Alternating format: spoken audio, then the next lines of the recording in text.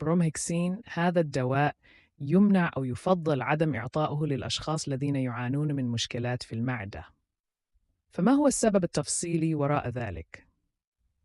برومهيكسين نفس ما شرحنا في Part 2 في موضوع كوف، إن ميكانيكية عمل هذا الدواء بعد دخوله للجسم هي يصل الدواء إلى القصبات الهوائية، ثم يؤثر مباشراً على نشاط غدة البروستاغلاندين، ويدخل بتركيبة تكوين ميوكس، تركيب البلغم، وجعله أكثر مائية وأقل زوجة مما يسهل عملية خروج البلغم.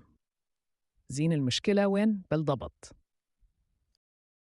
تقع المشكلة في هذا الدواء إنه لا يكتفي بتأثيره على القصبات الهوائية فقط ويقوم بإذابة المخاط فقط في هذه المنطقة.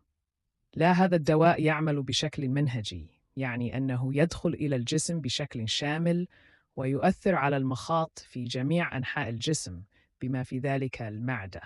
تتكون المعدة من 3 طبقات: طبقة أولى جدار المعدة، طبقة ثانية طبقة مخاط، وطبقة ثالثة حامض معدة حمض الهيدروكلوريك. تلعب طبقة المخاط جزءاً حيوياً في حماية جدار المعدة من تأثير حامض المعدة، مما يمنع حدوث نزيف أو قرحة.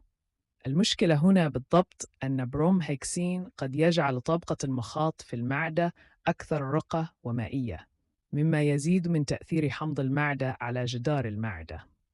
هذا قد يؤدي إلى تطور القرحة أو تفاقم الحالة لدى المرضى الذين يعالجون من قرحة مسبقة.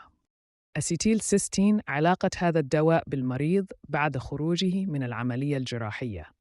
في بعض العمليات الجراحية يتم إدخال أنبوب من الفم عبر القصبات الهوائية إلى داخل الجسم بهدف توصيل الأكسجين أو الحفاظ على مجرى التنفس مفتوحاً. بعد العملية قد يعاني المريض من تهيج في القصبات الهوائية، مما يؤدي إلى التهاب. هذا الالتهاب يحفز الجسم على إنتاج المخاط، مما ينتج عنه سعال مصحوب ببلغم. نتيجة لذلك يشعر المريض بعد العملية بعدم الارتياح بسبب وجود البلغم، مما يدفعه للسعال بشكل مستمر لطرده، ومع ذلك يمكن أن يؤدي هذا السعال المتكرر إلى مشاكل في خياطة الجرح. لمواجهة هذه المشكلة، قد يصف الطبيب دواء الأستيل سيستين على شكل أكياس أسيتيل سيستين. إكسبكتورنت هذه الأدوية تطرد البلغم من قصبات الهوائية. تقسم إلى 3 أدويات: فوافرن كلوريد الأمونيوم، ستين لوديازيد البوتاسيوم، ثلاجوافينيسين. تعمل جميع هذه الأدوية وفق آلية واحدة، حيث يتم إدخال الدواء إلى جميع أنحاء الجسم، وفي النهاية يتركز في القصبات الهوائية.